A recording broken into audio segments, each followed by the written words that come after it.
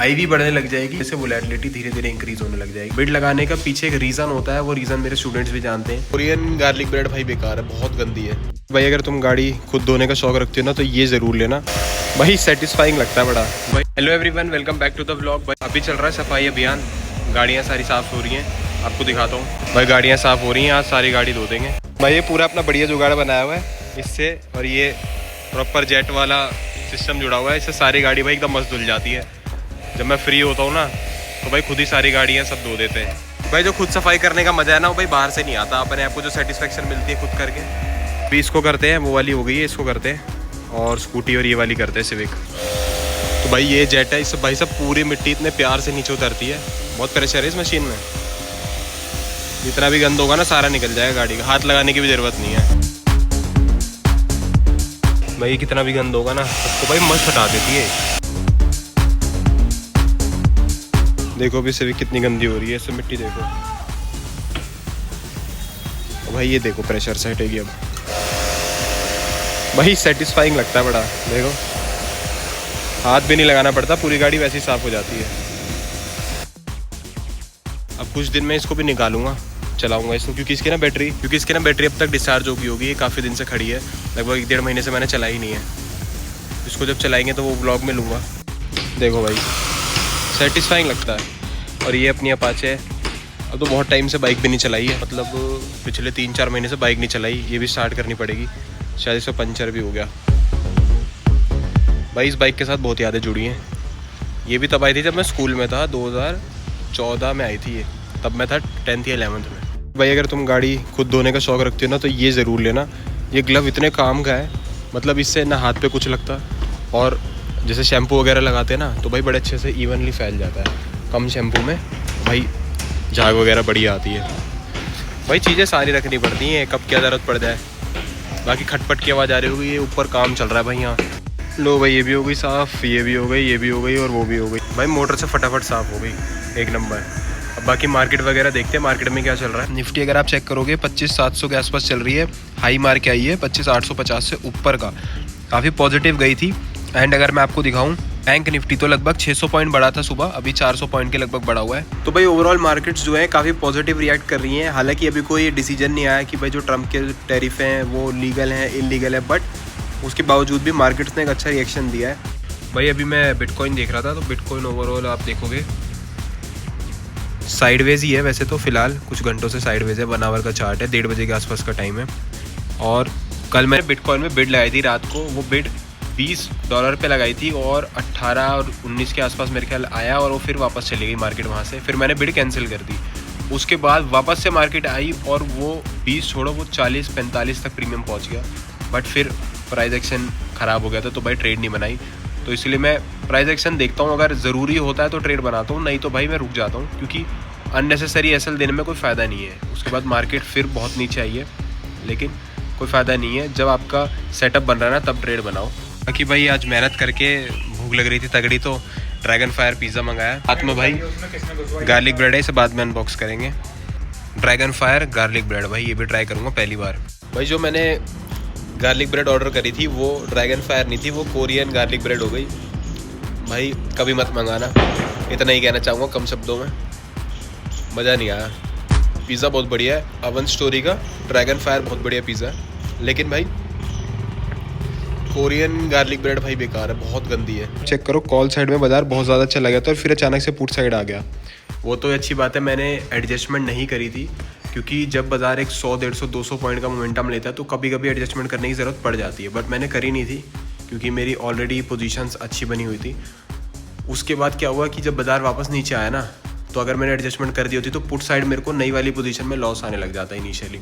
वो नहीं हुआ, ओवरऑल बाजार ऊपर गया, उसके बाद साइडवेज होके नीचे आ गया। एंड अब फिलहाल 25,700 के आसपास चल रहा है, और यहीं पे बंद हो जाएगा जहाँ तक है। बाकी देखते हैं। और शाम को बिटकॉइन में भी ट्रेड बनाना है, कल बिड हिट नहीं हुई, आज सोच रहा हूँ कि मार्केट ऑर्डर के आसपास ही लगा दूंगा। बिड लगाने का पीछे एक रीज़न होता है, वो रीज़न मेरे स्टूडेंट्स भी जानते हैं, क्यों हम बिड लगाते हैं, हम डायरेक्ट मार्केट रेट पे नहीं उठाते। बट देखते हैं जैसे मोमेंटम रहता है उसके हिसाब से, क्योंकि आज है फ्राइडे, तो आज बनाना बहुत ज़रूरी है, क्योंकि सैटरडे और संडे ट्रेड नहीं बनेगा। तो इस वीक वॉलेटाइल बहुत ज़्यादा था, इसीलिए ट्रेड ज़्यादा बना नहीं है बिटकॉइन में।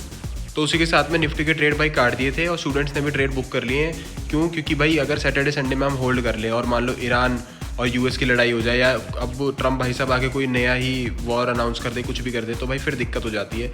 तो फ्राइडे तक मैक्सिमम लगभग 100% आ रहा है, तो हमने अब काट दिए ट्रेड, कोई एडजस्टमेंट नहीं करी, बिना एडजस्टमेंट के 100% आ रहा है, आराम से बुक कर लिए। मंडे तक होल्ड इसीलिए नहीं कर रहे क्योंकि वॉर सिचुएशन चल रही है, नहीं तो एडजस्टमेंट मार के हम मंडे तक भी होल्ड कर देते हैं, कोई दिक्कत नहीं, क्योंकि नॉन डायरेक्शनल में दोनों तरफ हेज रहता है हमारा। लगभग 8 बजने वाले हैं। आईवी चेक कर लो, आईवी बढ़ चुकी है ऑलमोस्ट, आईवी 30-35 के आसपास आ चुकी है।